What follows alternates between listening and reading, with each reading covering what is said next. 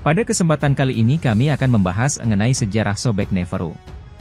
Sobekneferu memerintah sebagai Firaun Mesir dari 1760-1756 sebelum Masehi. Ia merupakan ratu terakhir dari dinasti ke-12. Namanya berarti, keindahan Sobek. Namanya berkaitan dengan Dewa Sobek. Dewa Sobek ini diasosiasikan dengan buaya Nil atau buaya Afrika Barat dan direpresentasikan baik dalam wujudnya sebagai dewa berkepala buaya. Sobek juga diasosiasikan dengan kekuatan Firaun, kesuburan, dan kehebatan militer. Bangsa Mesir menyembahkan untuk mendapatkan perlindungan dari bahaya yang ditimbulkan oleh Sungai Nil. Raja-raja dari dinasti ke-12 menjadikan Fayoum sebagai pusat ekonomi dan agama mereka dan disinilah buaya disembah dan dijaga. Struktur kerajaan Mesir tidak diragukan lagi dimaksudkan untuk laki-laki. Firaun dipandang sebagai manifestasi duniawi dari dewa jahat Horus. Karena itu, diharapkan setiap raja atau Firaun akan digantikan oleh putra sulungnya. Namun tidak jarang sistem ini gagal sehingga seorang wanita akan menduduki tahta Mesir kuno. Salah satunya adalah Sobekneferu. Ayah Sobekneferu adalah Amenemhat III. Namun, tidak jelas istri mana yang merupakan ibu sang Firaun wanita pertama dari Mesir kuno itu. Setelah kematian Amenemhat III, tahta diberikan kepada saudara laki-laki Sobekneferu. Beberapa mengeklaim bahwa saudaranya itu juga suaminya. Namun tidak ada bukti akurat tentang hal itu. Seperti yang sudah disebutkan, tidak banyak dokumentasi tentang Firaun wanita dari zaman Mesir kuno. Ketika saudara laki-lakinya itu meninggal tanpa ahli waris, tahta dibiarkan kosong, tulis Molly Dodeswell di laman The Collector. Berdasarkan ikatan darah, Sobekneferu adalah yang paling dekat dengan tahta. Maka ia pun menggantikan saudara laki-lakinya untuk mengisi kekosongan tampuk kepemimpinan. Sobekneferu mengambil gelar kerajaan dan memerintah sebagai ratu. Ia tidak pernah menggunakan gelar istri raja. Bisa jadi karena ia tidak menikah dengan saudara laki-lakinya. Saat diangkat menjadi Firaun, Sobekneferu menjalani upacara penamaan adat dan diberi 5 nama seperti yang digunakan Firaun. Saat itu, ia memilih dewa berkepala buaya, Sobek, tambah Dodeswell. Sobek dikaitkan dengan kekuatan Firaun serta kecakapan militer dan kesuburan. Kemungkinan Sobekneferu juga memiliki seorang kakak perempuan bernama Neferuptah, yang dipersiapkan untuk memerintah. Namun, dia meninggal sebelum Amenemhat III, sehingga tahta diberikan kepada saudara laki-laki perempuan itu. Tampaknya Amenemhat III bersedia memiliki ahli waris perempuan dalam kasus ini. Berdasarkan daftar Raja Turin, Sobekneferu memerintah selama 3 tahun 10 bulan. Dinyatakan bahwa saat memimpin, ia memperluas kompleks penguburan Amenemhat III di Hawara. Sobekneferu juga mengawasi pekerjaan pembangunan di Herakleopolis Magna. Apakah Sobekneferu merupakan Firaun wanita yang pertama di Mesir kuno?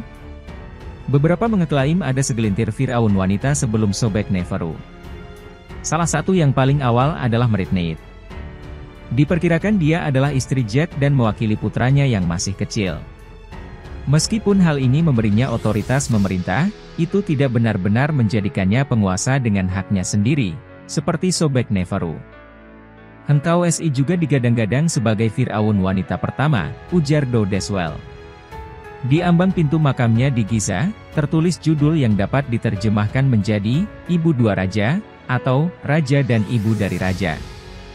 Ada juga gambar dirinya yang menunjukkan dirinya dalam pose seperti raja dan bahkan memakai janggut palsu. Seperti Meritneith, ada kemungkinan dia memerintah ketika putranya, Sahure, masih terlalu muda untuk memimpin. Dia juga diperingati di piramida Hentaues II, tetapi namanya tidak dapat ditemukan di Chartouche kerajaan. Selain itu, sebagian besar daftar penguasa Mesir modern juga tidak memasukkan Hentaues sebagai Firaun. Pesaing lain untuk gelar Firaun wanita pertama ditemukan dalam catatan lama yang ditulis oleh sejarawan Mesir Manetho. Dia menyebutkan seorang wanita bernama Nitocris, yang dia klaim membangun piramida ketiga. Herodotus juga menyebut seorang wanita bernama Nitocris. Dia menyatakan bahwa, untuk membalaskan dendam raja, dia dengan kejam membunuh ratusan orang Mesir. Nitocris membangun ruang bawah tanah tempat dia memikat korbannya ke jamuan makan. Setelah perjamuan dimulai, dia membanjiri ruangan dengan menggunakan air sungai yang dibawa melalui pipa. Menurut Herodotus, untuk menghindari hukuman, dia bunuh diri.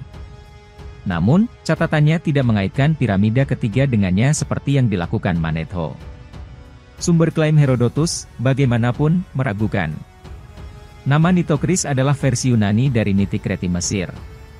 Ada bukti raja dengan nama ini dalam daftar Raja Turin dari dinasti ke-19. Nama itu juga ada dalam papirus dinasti ke-6. Pada awalnya, banyak sarjana Mesir kuno mengira nama itu pasti milik seorang ratu agung. Sayangnya, pekerjaan pada bagian papirus yang salah tempat telah mengungkapkan bahwa nama tersebut sebenarnya adalah bagian dari tituler raja laki-laki Siptah. Oleh karena itu, satu-satunya yang memiliki bukti paling jelas sebagai Fir'aun wanita pertama adalah Sobekneferu. Pemerintahannya diabadikan hari ini dalam kumpulan penggambaran Sobekneferu.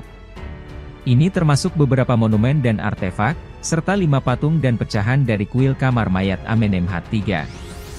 Ada juga rekor genangan Nil serta skarab, anjing laut, dan manik-manik. Sang Firaun menghubungkan dirinya dengan ayahnya, Amenemhat III, di banyak monumennya. Salah satu contohnya adalah penggambaran sereh yang menunjukkan Amenemhat III memegang ke Sobekneferu. Ini tampaknya menggambarkan legitimasi klaim Sobekneferu atas tahta. Patung-patungnya juga memperlihatkan Sobekneferu dalam balutan tanda kebesaran kerajaan lengkap seperti yang dikenakan raja laki-laki. Ia berpose dalam posisi kerajaan. Dalam satu lukisan, Sobekneferu bahkan ditampilkan mengenakan gaun pelindung dan rok pria, dan di lukisan lain, mengenakan jubah festival. Ada juga lukisan Sobekneferu mengenakan mahkota yang tidak biasa. Beberapa orang berpendapat bahwa hiasan kepala yang aneh ini mungkin dihasilkan dari upaya menggabungkan mahkota raja dan ratu. 3 patung tanpa kepala telah ditemukan di Fayoum dan dianggap sebagai Sobekneferu. Ia digambarkan dalam elemen pakaian pria dan wanita. Meskipun banyak gambar menunjukkan dia mengenakan pakaian laki-laki, tidak ada bukti bahwa dia mencoba berpura-pura menjadi laki-laki. Sebagian besar waktu, Sobekneferu menggunakan atribut wanita dalam gelarnya. Beberapa cendekiawan berpendapat bahwa dengan mengenakan pakaian laki-laki, ia berusaha menenangkan orang-orang yang mengkritik pemerintahannya sebagai perempuan. Lainnya bahkan berpendapat bahwa sang Firaun memandang jenis kelaminnya sebagai hal yang memalukan. Karena itu, ia berusaha menyembunyikannya, tambah Dowdeswell. Para ahli Mesir kuno, seperti Caroline Graves Brown, Joyce Tildesley, dan Guy Robbins berpendapat bahwa ia ingin dipandang sebagai Firaun tradisional. Untuk mematuhi aspek tradisional sebagai Firaun, dia terpaksa menggunakan atribut laki-laki karena Firaun sebelumnya hanya laki-laki. Menurut mereka, ini tidak ada hubungannya dengan menyembunyikan jenis kelaminnya yang sebenarnya. Sayangnya, tempat pemakaman Sobekneferu tidak diketahui.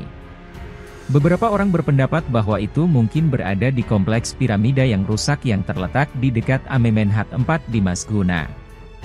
Namun tidak ada bukti dari klaim ini. Kini, Sobekneferu dikenang sebagai pemimpin Mesir terakhir dari Kerajaan Tengah. Dia juga merupakan penguasa terakhir sebelum kerajaan baru yang muncul dalam daftar yang ditemukan di Abdos dan Saqqara.